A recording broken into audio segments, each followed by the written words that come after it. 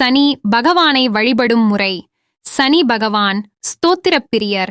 சனி கிழமைகள் தோறும் விரதமிருந்து சனி பகவான் சன்னதியில் 2 அகல் விளக்குகளில் நல்லெண்ணெய் ஊற்றி தீபமிட்டு எள்ளெண்ணம் நைவேத்தியம் படைத்து மனமுருக சனி கவசம் சனீஸ்வர அஷ்டோத்திரம் பாராயணம் செய்திடலாம். முடிந்தவரை ஏழைகளுக்கு எள்ளெண்ணம் கருப்பு வஸ்திரங்களை தட்சணையுடன் தானம் தரலாம். சனி பகவானை நேருக்கு நேர் வணங்காமல் பக்கவாட்டில் நின்றவாறு வணங்க வேண்டும்.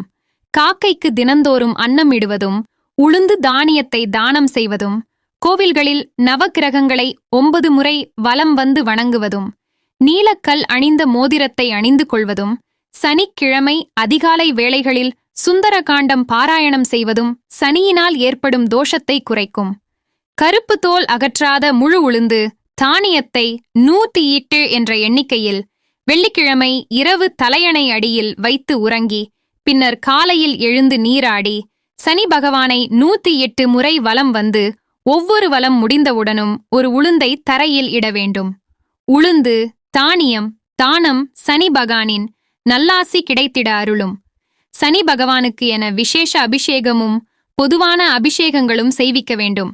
கருப்பு அல்லது நீல நிற வஸ்திரம் அணிவிக்க வேண்டும். நீல மலர்கள், குறிப்பாக ஊமத்தை மலர் சிறந்ததாகும். ஏழைகளுக்கு அன்னதானம் செய்வது நல்லது. சனிக்கிழமைகளில் வன்னி இலைகளால் அர்ச்சனை செய்தால் சிறந்த பலன் கிடைக்கும். நன்றி, வணக்கம்.